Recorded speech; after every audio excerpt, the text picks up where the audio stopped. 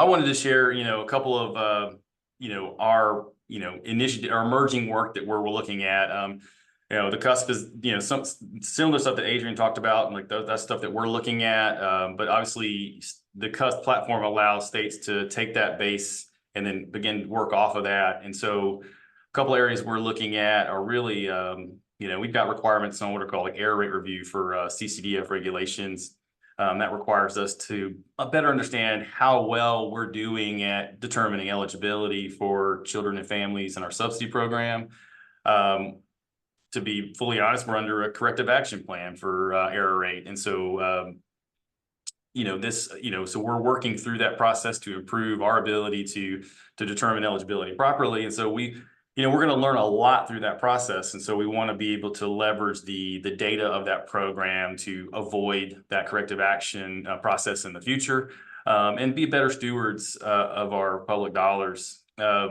And so to do that, we're really looking at rolling out more of a lifecycle analytics of our CAPS, what we call our CAPS program, our Child and Parent Services program.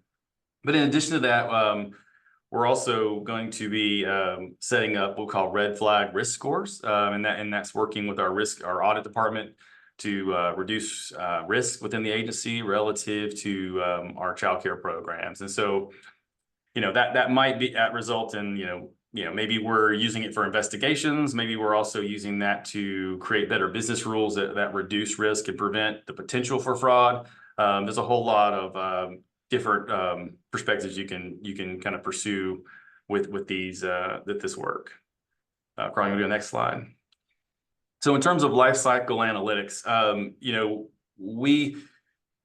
I love the story of our subsidy program. I kind of, a lot of the data that I work on a regular basis and have for many years has been subsidy data. I think it tells a really fascinating story about what's occurring. But traditionally, the access to that data has been limited. It's been siloed. We actually have an eligibility system that is separate from our payment and provider management system. So it's created this siloed effect.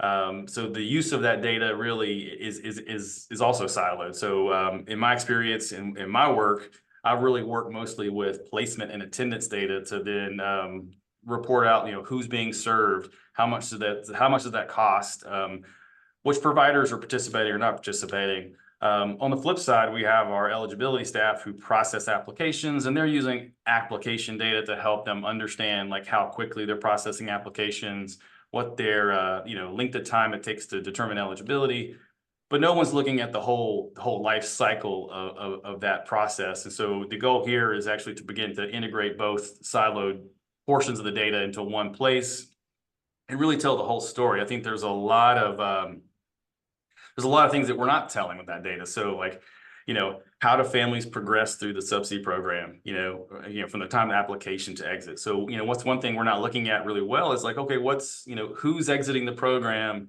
after they've been receiving services? If you can tie that back to their application information, their case information real well, then you can understand, are there trends as to who's exiting who and why they're exiting? And maybe there's something, that we need to do about that. Also, what about people who are actually applying but not becoming eligible? There's a lot of information we can understand about the demand of the population through looking at that information. So I think the possibilities are really exciting. And then obviously in terms of, like what are some of the possible inefficiencies? We want to obviously reduce barriers, reduce inefficiencies, reduce redundancies to lower, the barriers that families can experience, getting into subsidy and also to maintain their benefit through over time. But then also, I think it's fascinating just to get that just nuanced view of the data. I mean, like I said, I feel like we've just kind of been very blunt with how we use the data, meaning, okay, here's who we're serving, here which providers we have, here's who really, here's some time applications. But I mean, I think there's just a greater story to tell, and there's a lot we can learn from that. So I'm excited to work on this project in the coming months to kind of figure that out. Carl, you go to the next slide. It just kind of gives you an idea of like, it illustrates kind of the way you can kind of look at it is like there's always, families applying, there's the eligibility determination, not everybody's determined eligible. Once again, there's things that we can learn from that. Also, what barriers potentially exist to getting a placement? What we find is that, as much as like 10 to 15% of families get eligible, but don't actually choose a provider. So they're not getting placed. So what's happening there? Why is that happening? Is there some type of inefficiency in the system that we can remove? So it's like learning that type of thing. On top of that, then you actually have placements. And then historically, even with placements, we see that roughly 25% of placements go unused, meaning we have a lot of families who get eligible for subsidy. They have a placement, so they have a scholarship that they can use for childcare, but they end up not using it on a regular basis. So why is that happening? So it's really understanding that life cycle, which I think is really important. And I think this is also, we know, well, many of us know that, the Office of Child Care is, changing their rules or has changed their rules. And so there's the new focus on enrollment and how we pay based on enrollment. So, this data is going to be really valuable, hopefully, to helping us understand how we amend our policies and practices to be compliant with the pay by enrollment rule that's coming into effect. Move to the next slide. Yeah. And so obviously, as you're doing that analysis, you can create, feedback loops within the agency.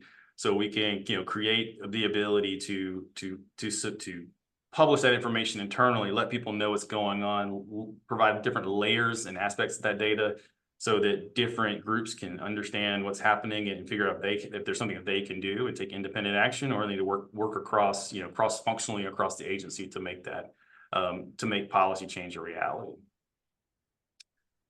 Crawling on the next slide. Okay, and then so I'm going to shift over to our second one. Our second example or this emerging work is really our red flag score. So we've actually been doing this for quite some time on a separate, in another silo. This data is all about silos, but the opportunity came about recently for we have an internal auditing department that does risk management auditing within the agency across all of our child care programs. So the opportunity came up we already were integrating and using the same data that they were using to do red flags risk scores. And so their contract was expiring. So we were able to, put in place a structure to bring them into the CUSP platform and actually use the CUSP platform to build out their red flag scoring process. It was time for them to revamp that process anyway. And then they had the contract expiring. So the timing was really perfect for that. So within the data we have, what we're going to do is actually develop metrics and thresholds to help us suggest potentially non-compliant behavior that can take place. Not necessarily to be punitive, but just to be to understand what risk exists in the system and how do we go about uncovering that risk, and and then help us understand how to target our investigations more appropriately so that they can be more effective and impactful. But also, once again, to create a feedback loop that allows us to put in place better policies and procedures and business rules to help reduce fraud. And so what we're going to do here is I'm going to walk you through a couple of the metric examples, which are priority payments and then family distance to provider. Carl, you go to the next slide. Okay, so the first example here is our first risk score is our percent of payment requests that are high priority and that are billed above the maximum rate. So in Georgia, we have two priority groups in our subsidy program where we pay the full provider rate no matter what. And those are children in our foster care and the children with disabilities. And so what we look at here is, are there concentrations, meaning are there providers who are billing a high number of those scholarships? And to figure out if there's a reason for that. We found over time that is a risk factor for fraud. And so this is kind of the metric that we would use to help uncover that a little bit. And so what you can see here is looking at priority payments over, we'll see here. I'm sorry, I'm getting lost here. I apologize. So here is the blue line represents the threshold at which that the 10th percentile, the highest percentile, I believe, is here, and it lets us know by the number of distinct children within the payment. And so we have and some of the highest ones you see here are actually smaller providers. And so I know based on the data that those are probably family providers. And so obviously if you have maybe 1 to 5 kids, just having a couple could mean you're high on this list. And we actually have a few family providers that are focused specifically on either children with disabilities or children with foster care. But as you go up in the number of children, then you realize that that's really larger providers. And so that would focus your efforts as an agency and say, okay, well, this would give you, a particular score that might go into a composite score. Carl, go to the next slide. And then another one we found is, highly correlated with fraud is family distance travel to providers. I can't speak to other states, but I mean, one thing we found is that in our subsidy program specifically, we have had issues over time of providers essentially having families on their subsidy rolls that don't live near them, and they've essentially billing because they can and because they have access to that family's record, and they don't live anywhere near them. So we found that if we, look at, outliers within distance traveled, so we can obviously have provider data, we have family data, we see, family address to the provider address, and then run the analysis and come out with the scoring.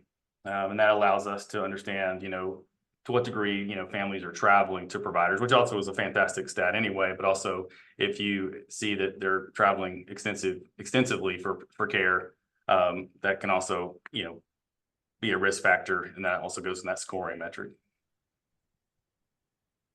And that's kind of a, just a summary of kind of what we're looking at. And in addition to this work, we're also, working on other ways to leverage CUSP for additional analytics as well. But I'm happy to answer questions.